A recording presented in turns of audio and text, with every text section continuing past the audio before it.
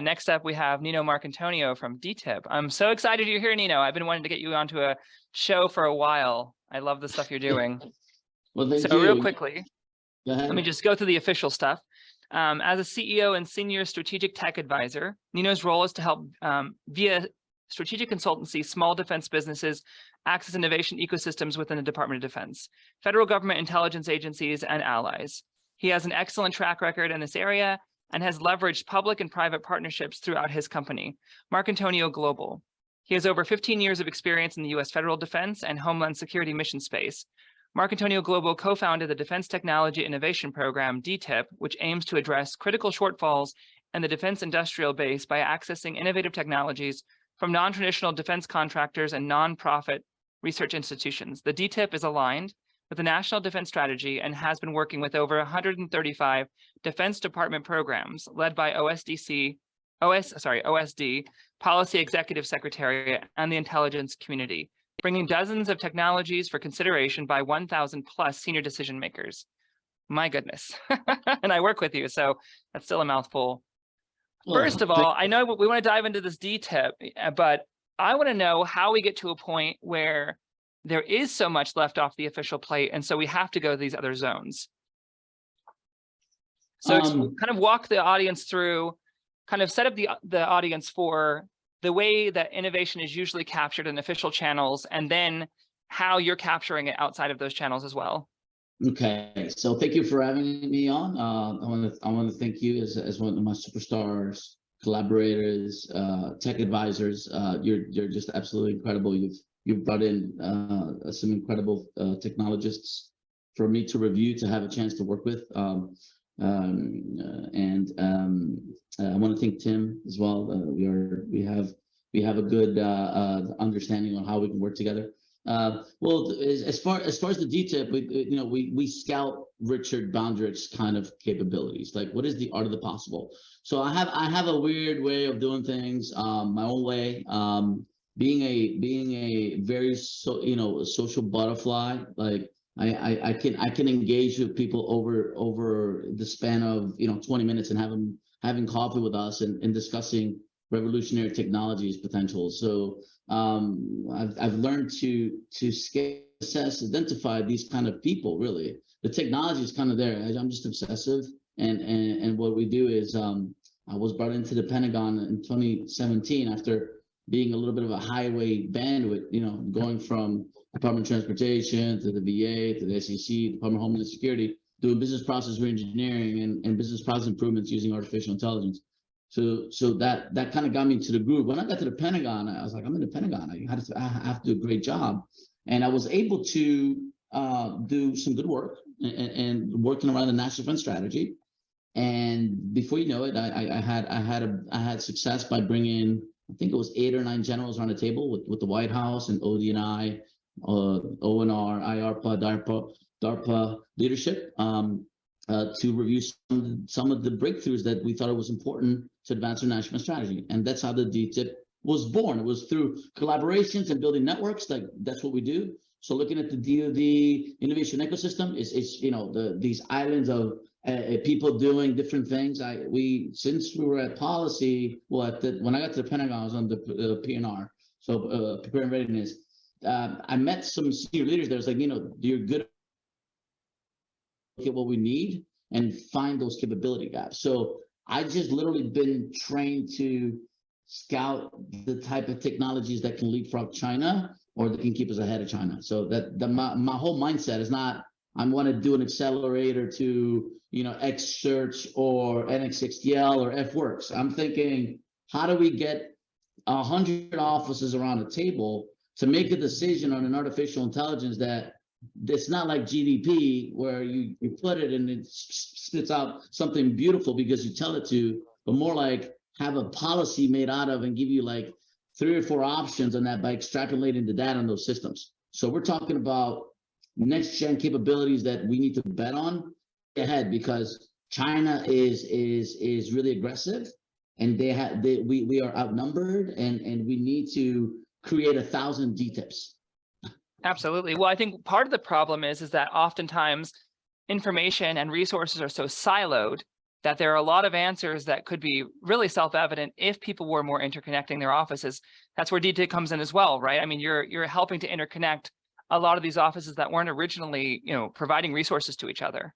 Yes, so that's exactly what one of the main overarching goals for the DTIC, to create interoperability within working different offices. So, for example, I'm gonna give you an example. I have two fans in the Pentagon. The Dr. Welsh, who's the FSAR SCS, and I have Ramos Albi. So I got coins from Ramos Albi for doing something special. I try to bring those brains together and multiply that times 5,000. So now we're also tapping into the CIO levels of the government through the GSA. I want federal, DoD, and IC to work together. At least it's not so much DTIP technology, it's more like problem solution. Bring all your use cases together. Let's make a decision quicker and see where we can help find that funding. So it's a funding mechanism problem between the tier L 1 to 6 developed technologies, and everybody's fighting for the same. We need to change the metrics and paradigm to find more money to do more prototyping for things that really matter, because everything is converging so fast. And senior leadership top-down approach works, but you also need to have the people down at the level where they're doing the accelerators and meeting with those requirements. So we're actually working very well with some groups that are creating those capability graphs. I got about 75 LOEs, lines of effort, from senior leadership, and that took about 5 years to do. I just want to put myself on enhancement mode. Like, who can I enhance? I don't compete. Like I said, Richard's technologies cannot compete with. We are part of the hedge strategy. That is something key, and I'm able to do it the way that I do it because I built that. We brought in 125 technologies. Maybe 5 will be the difference. All I need is 1. All we need is 1. We don't need 1,000. I am not a Techstar, and I love Techstar because they do such high volume and SBIR and all these great papers. I look for that one special one, and sometimes all you need is that one. And we work across the 14 critical areas, and we're looking at energy, we're looking at metamaterials, the quantum, we're looking at space travel. We're looking at everything across the board. And if we get lucky where something falls through the crack, like a Richard, why isn't Richard moving? Well, that is the problem. That's like, why is Richard's technology in 2018, 19 not moving forward? Well, we also help the companies build coalition around them, because half of the battle is who's around your technology. So we also help companies strengthen with Inara, with Tim, and with this other group. And whoever can help to grab something that is important to national security is all that I care. I don't care about I don't get equity on Richard's company. I have a very low hanging fruit consultancy, so to call it. And then the company, they're so impressed with the work that we do that they say, well, come work with us as a strategic. I'm happy. I don't want your equity. I don't want to run you to that's not me. I'm here to counter China, Russia, Iran, South Korea, North Korea. It's one of the problems too. Like, one of the things that makes us so strong in the West is our market value, but it also can be a point of weakness for us. When China is able to plan, 25 years at a time and successfully achieve those goals they have, and the market doesn't get in the way. So they have that advantage. We have to find those advantages. It takes people like you and organizations like DTIP that are going to put national security first and profit last, but are also smart in business and can maintain their pot of money to make sure they move forward. So with your overarching view, you've been here quite a while. You've built some amazing coalitions where a lot of these departments would normally be competing and trying to, win the department's needs. Building all these coalitions, where do you see our most critical weaknesses at the moment? Well, it's as far as technology we need to bring in. Yeah, no. As far as the land, I think it's more something, and this is coming out of Ramos Albi, because part of being the hedge strategy, you look at how we can change the strategy of the structural construct of how we do business with the government. We need to unify a little bit and have more opportunity where we're not going chasing down for the same money, but create more opportunity for more companies. So the problem is exactly there. The competition is really healthy, but also we have to make sure that the competition really is competition. We can't start, like, for example, I'm looking at the whole ecosystem, and for example, in AI, and when you have certain types of AIs that are sent and that are reviewed by 6 SCSs at the Office of Naval Research. I'm just giving an example. And they get sent out to certain groups on the other side at Acquisition Sustainment or whatever, at R&E under SUE or whatever. And things go quiet. To me, where there's that quietness is where the problem is at. So I magnify where the problem is. Why is this technology? Because it's disruptive. So what are we going to do? We're going to build, we're going to work on forms that are going after a requirement, or we're trying to build a future requirement to advance national defense strategy. Inara, do you feel me what I'm saying? Like when you have something disruptive, we need to have those special programs that pick it right up, and they've done so for some things. So yeah, I think it's all about, trying to preempt where the weaknesses are going to be in the defense industrial base and creating policy ahead of time to not only shore up those holes, but to fill them before they even form. Absolutely. And that's something that being under policy gave me a little bit of a cover. I really think that to follow on that, because there's turf wars, and these turf wars with technology, everybody's got their own friends, but the problem is the competitive edge needs to be where you have groups that make those decisions. The most beautiful thing that I've done is get those senior leaders come in. Once you get the senior leaders looking at it, at least they know about it. So they're like, okay, well, while we haven't, I've had a problem with one of the forums that we collaborated with. We brought in technology that was so far advanced with one of our partners. I think it was an Israeli company or Norwegian. And a retired general had a presentation before ours. And ours were so far more advanced than that. That was a problem that we created. And I didn't get called to the forum for a while. So I'm like, sorry.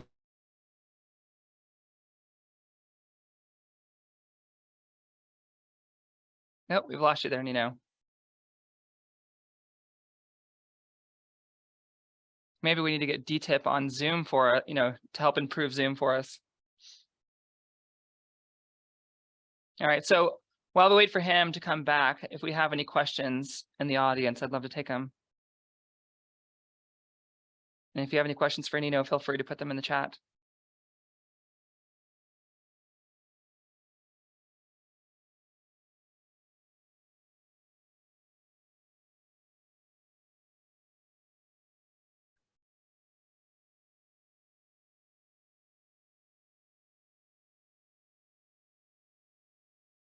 All right, so Tim, while we're waiting to get him back, I wanted to ask you a question.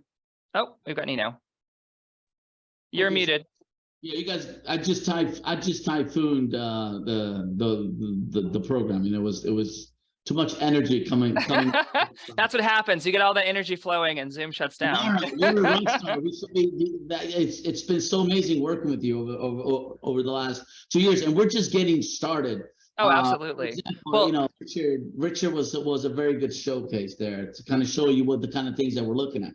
Over. Well, and I want to go back to something that one of these aspects that you're working on when you're looking at these technology shortages. Oftentimes the technology is there, but these different pillars like the government, military, and private industries aren't working well together, or different offices within the government aren't working well together. Something I love about Foundation for the Future is this idea of the public-private partnership. When I was first talking to Tim, I thought this was really the pathway forward. We need that kind of cooperation where the market can provide plenty of competition, plenty of funding, but then we can also have the safety nets and the right sort of motivations for how the technology is implemented. Having looked at it, how do you feel about Foundation for the Future and what they're doing as far as building those cooperations? It's actually exactly what we need. The innovation ecosystem as a service is something that we will talk about and develop. We have right now we're in a phase of the DTIP where we want to operate it as a decentralized organization, right? So we want to basically build networks, and what better than working with Tim, with Inara, and just multiply that effect where we're able to grab all the technologies globally they're developing and really look ahead. And because we've gotten a little bit sloppy over the years where sometimes if we don't give the government this right situational awareness, we probably have the next 5-10 years to make sure that our programs and the way that we're doing the public-private partnership is exactly this way.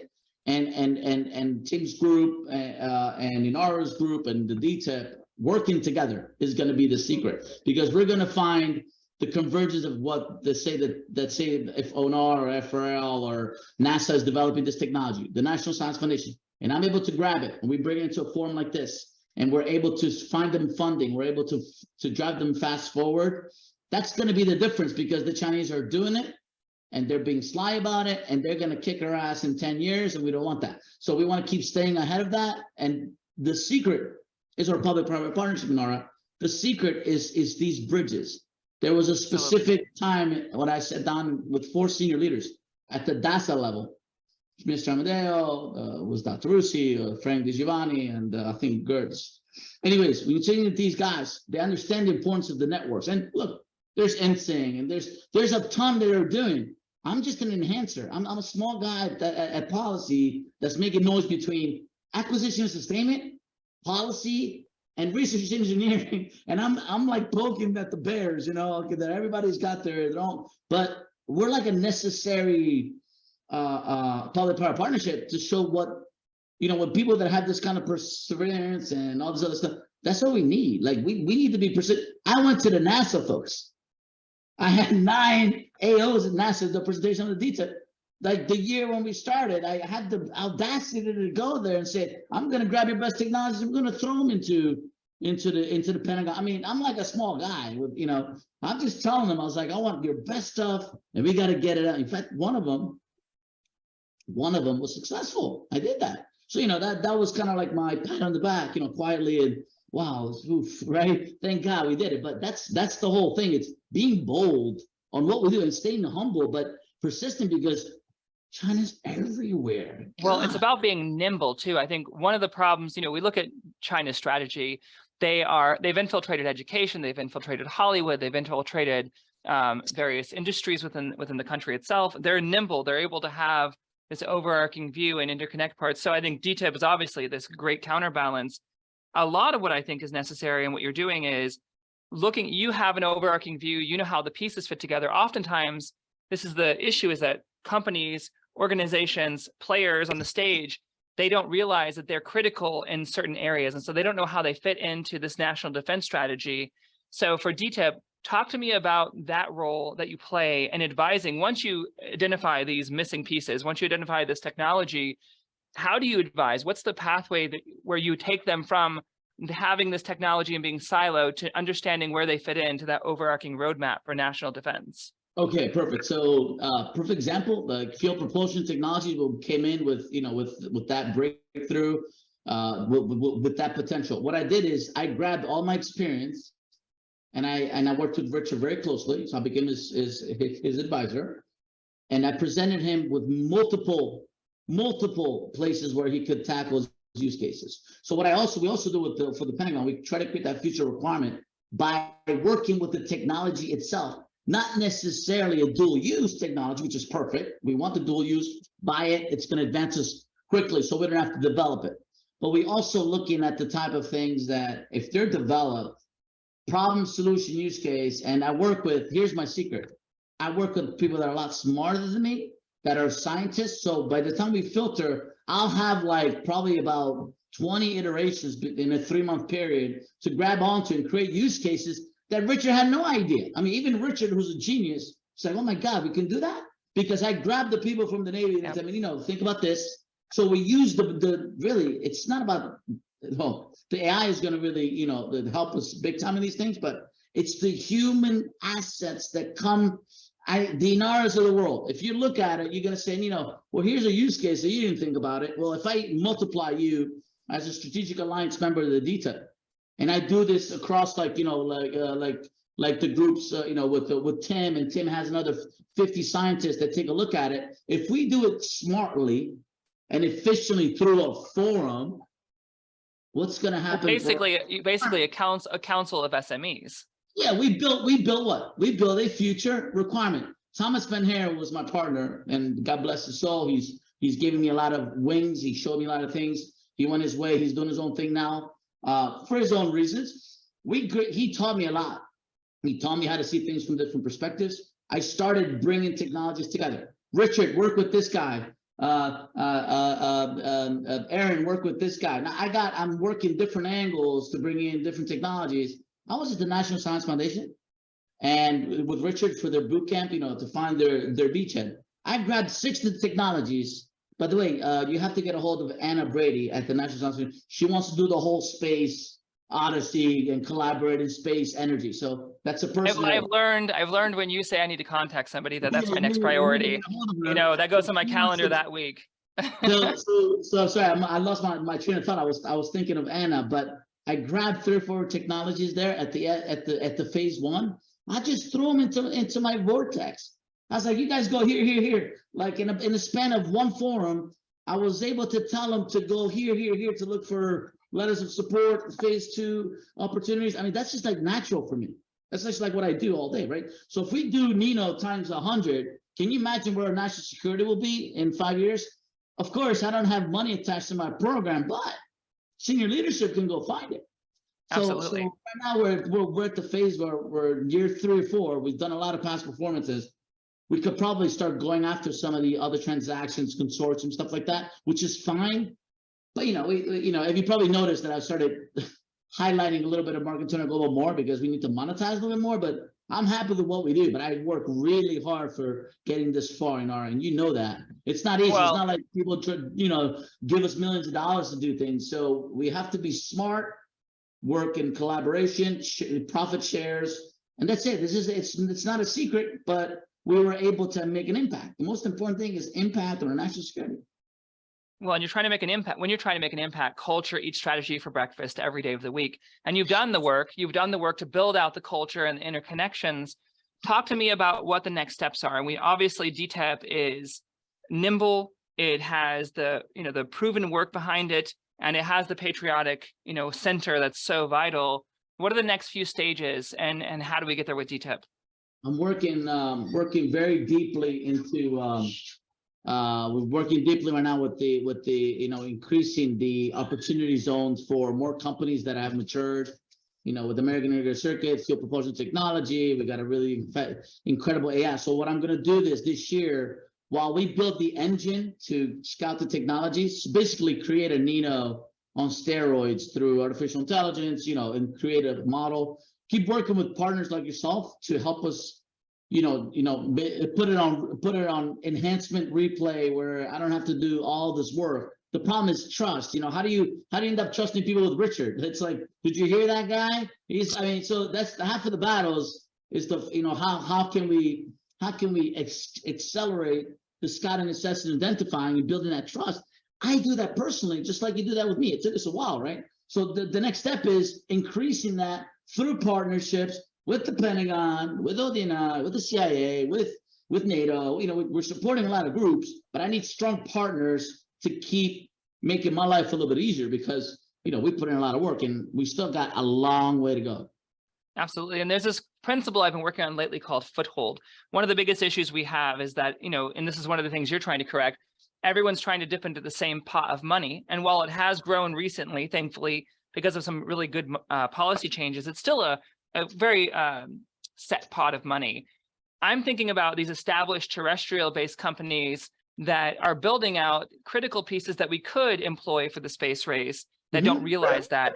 So is that something that you think DTIP could help with in the future as far as taking these terrestrial companies and helping them partition 5, 6, 7% of their operations towards this national goal of security in space without really disrupting their main operations? If we had, DTIP with a department focusing specifically on that, I think we could grow our assets tenfold overnight doing that.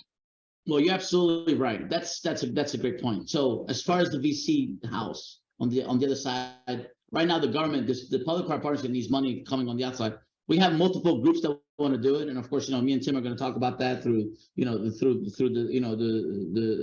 this event and through you. We're going to get inside to that mechanism of being able to easily get companies, the VCs and money outside, plugged into our program. That's an ongoing thing. In fact, I am the first one that's going to be sending technologies, to certain groups that I'm working with at the moment. That is extremely important. And the Pentagon just stood up an office called the Office of Strategic Capital.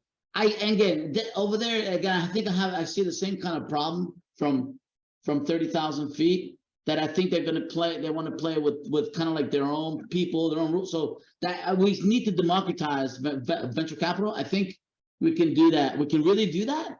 And I think through our type of forums and through the CIOs that we're plugged into from the government, if we can really find mechanisms that everybody knows that they can get that kind of money, it's got to be it's got to be easy, accessible. It can't just be for the friends of somebody who stood up the office. I'm having these issues. I just don't like to throw people under the bus, but it's something that we need to tackle, because that's a problem. You can't just have your VC back friend. That's counterproductive. So you know what? Don't make it fair.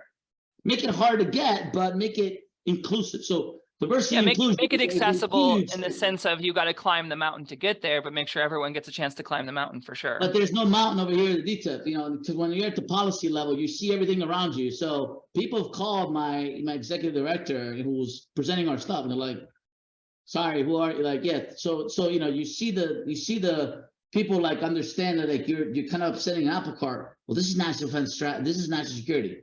I'm not doing this because I want to take away from your, you know, from your X technology that might be disrupted by rich in the future. This is thinking about China. This is thinking of how can we get things funded faster. Well, and I think the silo effect is one of the worst. It may be one of the worst damaging points of how things operate that we need to move out of the way. We have a couple questions. So Rebecca, you have your hand raised. Go ahead. Hi, Nino. Thanks for your presentation. I learned so much. I appreciate your energy, and you are truly inspiring. Thanks for an amazing presentation today. I hope that we work together with you more in the future. My question is a hard question. I want to know how we can achieve diplomacy with China. I think we need to study them very, very well. We go back. We have groups that are doing in the cognitive, warfare domain. We understand the 36 stratagems. We understand how they operate. They're a group. They like to follow the things. We have advantages, but I think working with the Chinese is a good idea right now with a distance, because we've seen how they've been operating for the last 20 years, where we gave them opportunity. The problem is if you study all the way back to certain years, all the 3,000-4,000 years before Christ, they were operating at a much higher level than at the cognitive. So we have to come up to pair with that. And then we have to try to work with them as much as possible and try to coexist, because we can't have war, but we're already fighting a different type of war. So we need to really focus on our strategic partnerships around China. And with China, we have to just understand that it's like almost like acceptance, right? So Harvard, my goodness, the doctor. So I would probably think that strategic partnerships are key with close allies and partners around China, because they're taking a lot of advantages on a lot of different fronts, and we have to keep a very close eye, and we cannot trust them. That's the thing. But so they have to build their trust, and in space is going to be extremely important. Going into the cislunar, going into Mars, like we really have to work hard at trying to coexist, because we just cannot go to it will be a zero-sum game if we go to nuclear war, right? So we have to be smart. We have to be very smart. Thank you very much. Well, and I'll add from my perspective, I'm not very optimistic in the sense of the possibilities of diplomacy at this point. When I look at it, there is a civilizational difference between the West and China. The West is about building these coalitions and interconnecting with all kinds of different cultures and nations, and we build these partnerships. Whereas China is very much monolithic and about dominance in space for themselves. They really don't share. So I think if we're going to have any pathway towards diplomacy, it's going to happen after we take the ultimate high ground in space. And even then, I'm very skeptical about the possibilities. Jeff, you had a question about the Strategic Capital mission, the Office of Strategic Capital's mission and timeline. Do you want to unmute and ask Nino directly?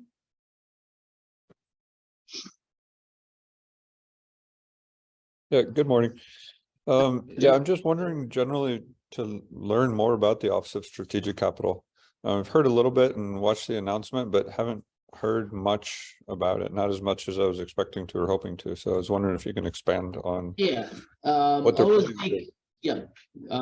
Sorry, is that it? Okay, so Office of Strategic Capital is directed by the Office of Secretary of Defense CTO. So it's under Heidi Su. And it's an office where they're basically like F-Works. They have the same exact concept, but they're bringing it at a higher level under the OSD component. So the OSD component is kind of trying to tell everybody how to do it. But it's really like the things that they set up as the Naval X, AFWorks, is the same kind of concept where you're bringing in money, through the venture capital arm. So the technologies are already almost packaged. So we're trying to figure out now. They're asking right now. Actually, I'll send you, Jeff. I'll send you a document where the Defense Innovation Board, run by Will Roper and a couple other important people in the Defense Innovation Board, is asking for how they should use the mechanism. I already know how it's going to kind of play out, because if you look how Naval X is doing things, right, with the venture capital, with the arm, with the venture capital, with the technology and the integration, it's not about operationalizing innovation faster. That's just a tool to speed up innovation into the department. The problem with it, I think, is just has to be, just like I was talking about it earlier, it's about democratizing it and having everybody access it. So it has to be competed. You can't have just people that have it, like a trusted capital, right? So when you have trusted capital, a lot of people would like to get in that game, but you also kind of have to compete for who's going to do that selection process. So that's work in progress. Jeff, make sure that you give me my email, so I'll send you that direct request from the DIB, and you can go in and give your 2 cents on how you see that working for the Pentagon. Thanks. All right, well, that's all the time we have today. Nino, thank you so much. And please post your LinkedIn and any websites you want people to follow you on in the chat, because I have a feeling there's going to be quite a bit of interest here. Well, thank you very much for everything. I want to thank the group, and I will bring you again. Thank you, because last time we grabbed one of your technologies, Nebula, and I'm working with Michael over the last 3 weeks. We already threw him at European Command and Space Systems Command, and a lot more. So thank you. Step by you guys step. are incredible. Yeah. So thank you so much for having me, and I'll keep enhancing your mission. Thank you, Inara, for everything you do. Rachael. Yeah, likewise. Yes, thank you so much, Inara, for that wonderful Coffee on the Moon segment.